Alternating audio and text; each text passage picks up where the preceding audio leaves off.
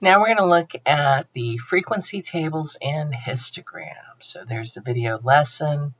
And one thing I'm going to do is I'm going to make my life easier and copy this data. And I'm going to go to staplets. So what kind of data are we dealing with here? If you go to the staplets, this is where we do data analysis. It's not categorical, it's actually quantitative.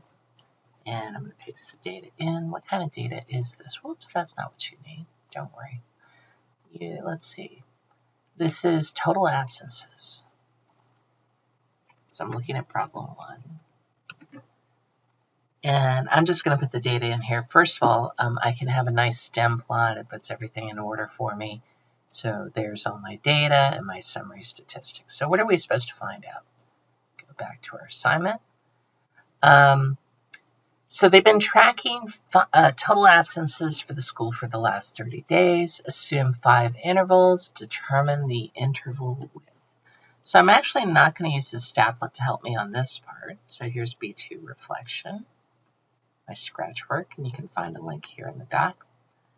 So we need to figure out interval width. So one of the things you should know about interval width is that it is basically your range divided by number of intervals, and then round up, okay, to the next integer. Don't round up by 10 or 20, just one integer is all you need. So first of all, so that's our interval width.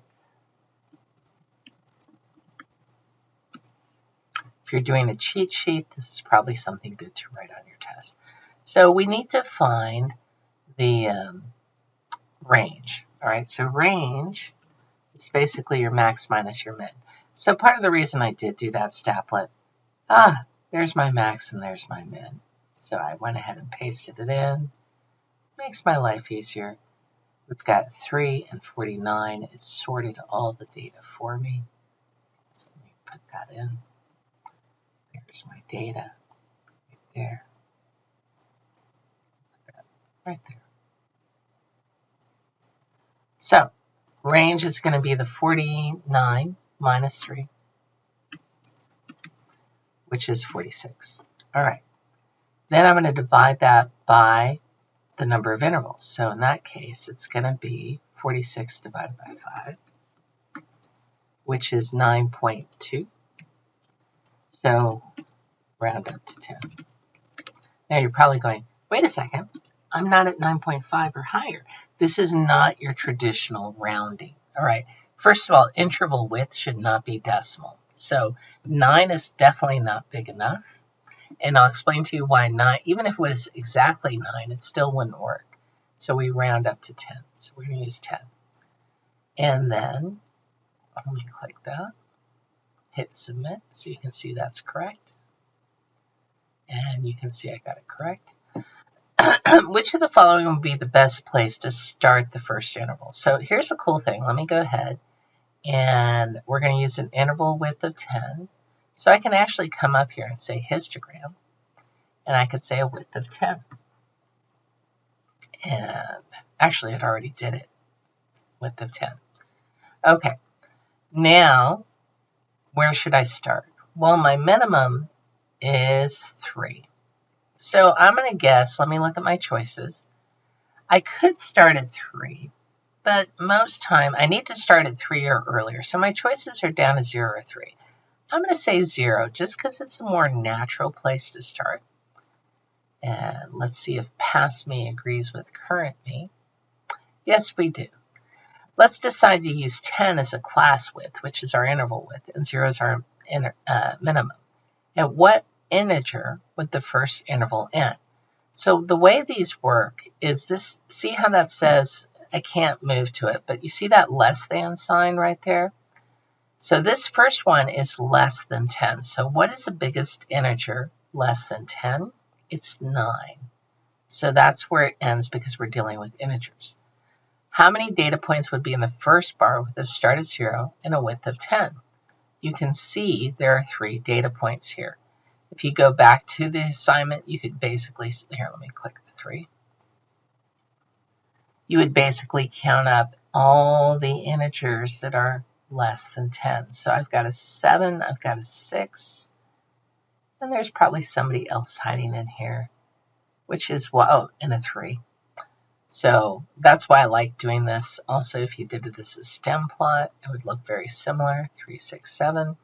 So you can see the 3 integers there. Okay, and let's go ahead and hit submit.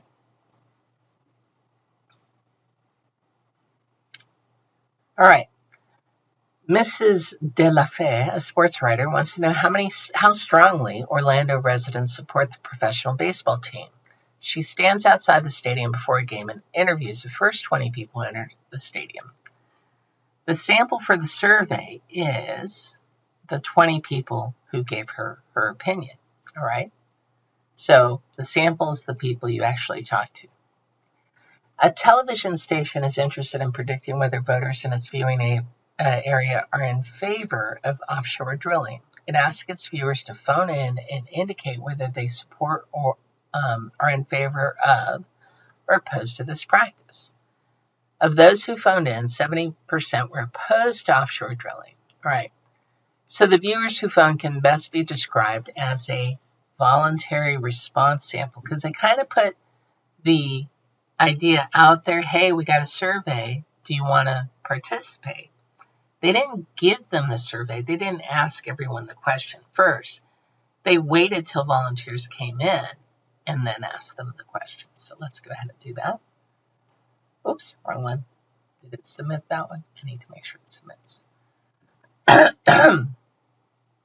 Okay.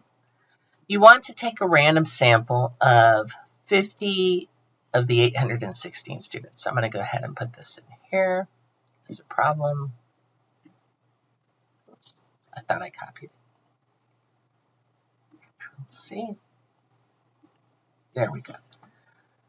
Who live in a dormitory campus. So we know we have 816 students right there.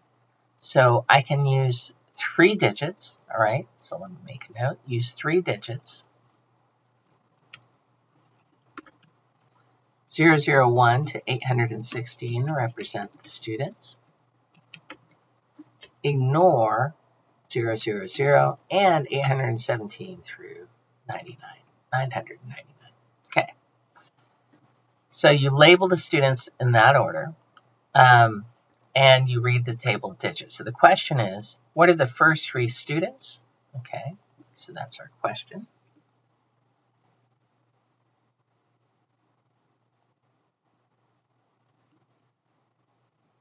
All right, so first of all, we've got, if I'm answering this, my first 3 digits, I'm just going to kind of type 955, 929, 400, 769, 769, 335. Now you're probably going, wait, Mrs. Overman, you're doing way more than you need. Well, hold on a second. First of all, I got to cross these guys off. All right, they're too big. 955. 929. So 400 is fine. 769 is fine. Oops, that's a repeat. So we don't want that one. Okay, that's a repeat. So we don't like that. Okay. And not only that, let me just make a note. Too big. So ignore it. That's the first 2 numbers.